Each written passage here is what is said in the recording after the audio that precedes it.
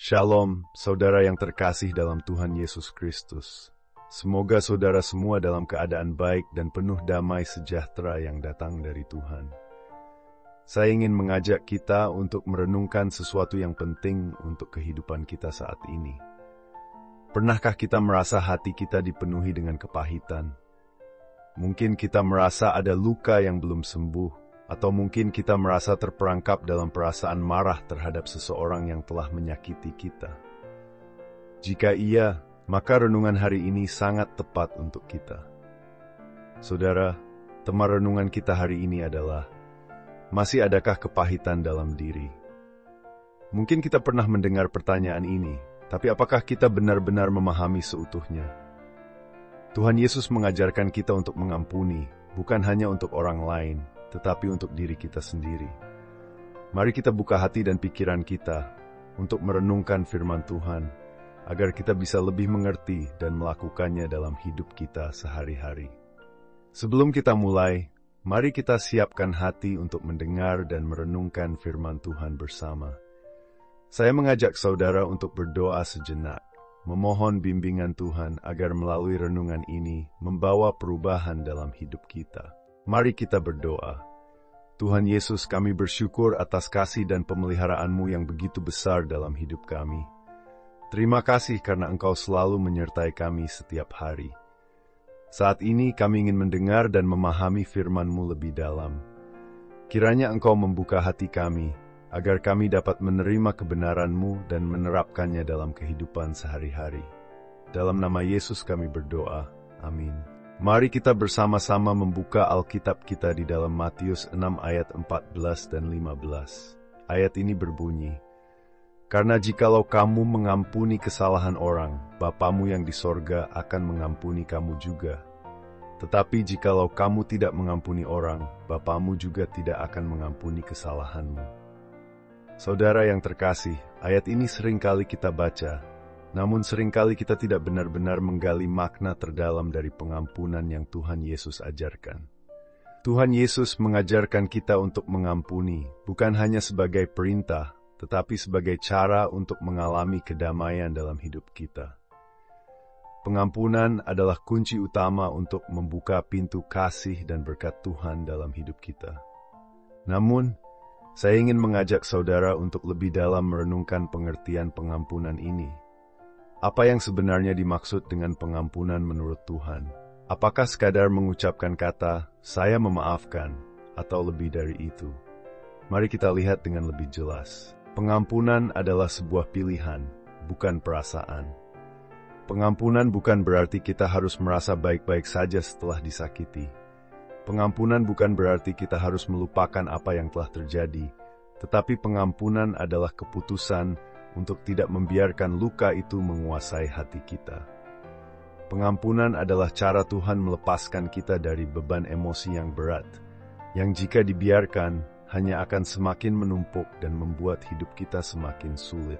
Tuhan Yesus dalam ayat ini juga mengingatkan kita tentang hubungan pengampunan antara kita dan Tuhan. Jika kita mengampuni orang lain, Tuhan pun akan mengampuni kita. Sebaliknya, jika kita tidak mengampuni, maka kita menutup pintu pengampunan dari Tuhan atas hidup kita. Ini adalah prinsip yang sangat penting. Saat kita mengampuni, kita membuka hati kita untuk menerima kasih dan pengampunan Tuhan. Saat kita menahan pengampunan, kita justru menahan berkat-berkat Tuhan yang seharusnya bisa kita terima. Mari kita berpikir sejenak. Apakah kita masih menyimpan kepahitan dalam hati kita terhadap seseorang? Mungkin terhadap teman, keluarga, atau rekan kerja yang telah menyakiti kita. Apakah kita sudah benar-benar mengampuni mereka? Atau masih ada sisa-sisa kemarahan dan kepahitan yang kita simpan dalam hati? Sekarang, mari kita coba untuk mengaplikasikan pengampunan ini dalam kehidupan sehari-hari. Saudara, terkadang hidup kita dipenuhi dengan situasi yang sulit dan penuh tantangan. Ada saat-saat ketika orang lain berbuat salah atau melukai kita. Namun Tuhan mengajarkan kita untuk tidak membiarkan itu merusak hubungan kita dengannya. Mari saya ceritakan sebuah ilustrasi yang mungkin bisa menggambarkan pengampunan dalam kehidupan kita sehari-hari. Suatu hari, seorang wanita bernama Maria menghadapi sebuah situasi yang sangat sulit. Ia merasa sangat terluka dan dikhianati oleh sahabatnya. Sahabat yang selama ini dekat dengannya ternyata telah memanfaatkannya dan membuatnya jatuh dalam situasi yang sangat buruk. Maria merasa marah, kecewa, dan hatinya dipenuhi dengan kepahitan. Namun Tuhan mulai berbicara dalam hati Maria untuk melepaskan kepahitan itu dan mengampuni sahabatnya. Awalnya Maria merasa itu sangat sulit. Bagaimana mungkin ia bisa mengampuni seseorang yang telah begitu menyakitinya? Namun, setelah berdoa dan merenungkan firman Tuhan, Maria menyadari satu hal yang sangat penting. Pengampunan bukan hanya untuk orang yang menyakiti kita, tetapi juga untuk diri kita sendiri. Kepahitan yang tidak dimaafkan hanya akan merusak hati kita, dan tidak akan ada kedamaian yang bisa kita nikmati. Dengan niat yang kuat, Maria memutuskan untuk mengampuni sahabatnya. Meskipun ia belum bisa sepenuhnya melupakan rasa sakit itu, ia memilih untuk tidak membiarkan kebencian menguasai hatinya. Ia mulai berdoa, memohon agar Tuhan memberikan pemulihan dalam hubungan mereka. Beberapa waktu kemudian, sahabatnya datang meminta maaf dan hubungan mereka bisa dipulihkan. Maria merasa lega, damai, dan lebih dekat dengan Tuhan setelah ia memutuskan untuk mengampuni. Saudara, ini adalah contoh nyata dari kekuatan pengampunan. Pengampunan memberi kita kelepasan dari kepahitan dan membawa damai sejahtera yang hanya bisa kita temukan dalam Tuhan. Jadi bagaimana dengan kita? Apakah kita siap untuk mengampuni dan melepaskan segala beban yang ada dalam hati kita? Berikut adalah beberapa hal yang bisa membantu kita mengaplikasikan pengampunan dalam kehidupan sehari-hari. Pertama, luangkan waktu untuk berdoa. Saat perasaan kepahitan muncul, jangan biarkan emosi itu menguasai kita. Segera datang kepada Tuhan dalam doa, buka hati kita dan minta kekuatan untuk mengampuni. Mintalah Tuhan memberi hati yang lembut agar kita bisa melepaskan rasa marah dan luka yang ada. Doa adalah tempat kita mencari ketenangan dan kekuatan untuk melewati perasaan sulit ini.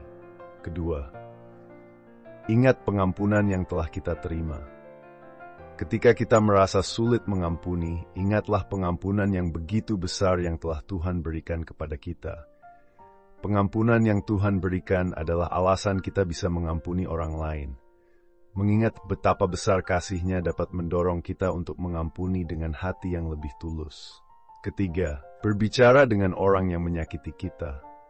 Jika memungkinkan, bicarakan perasaan kita dengan orang yang telah menyakiti kita. Percakapan yang jujur dan terbuka dapat membawa pemulihan. Namun, jika itu tidak memungkinkan, berdoalah bagi mereka dan biarkan Tuhan yang mengatur segala sesuatunya. Mari kita berdoa bersama. Tuhan Yesus, kami bersyukur atas kasih dan pengampunan yang Engkau beri dalam hidup kami. Kami mengakui bahwa kami seringkali terluka dan merasa sulit untuk mengampuni.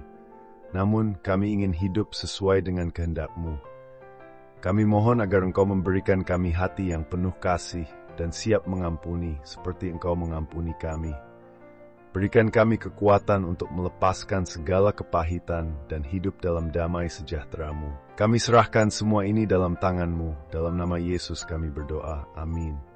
Hari ini kita belajar bahwa pengampunan bukan hanya perintah Tuhan, tetapi juga jalan menuju kedamaian dalam hidup kita. Saat kita mengampuni, kita membuka pintu berkat dan kasih Tuhan yang melimpah. Mari kita terus berusaha untuk mengampuni dan hidup sesuai dengan kehendak-Nya.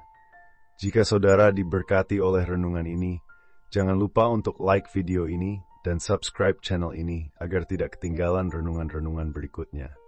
Jika video ini bermanfaat, bagikan kepada teman-teman dan keluarga, agar lebih banyak orang yang dapat merasakan kasih dan pengampunan Tuhan. Semoga kita semua terus dikuatkan oleh firman Tuhan. Sampai berjumpa kembali dalam renungan selanjutnya. Tuhan Yesus memberkati.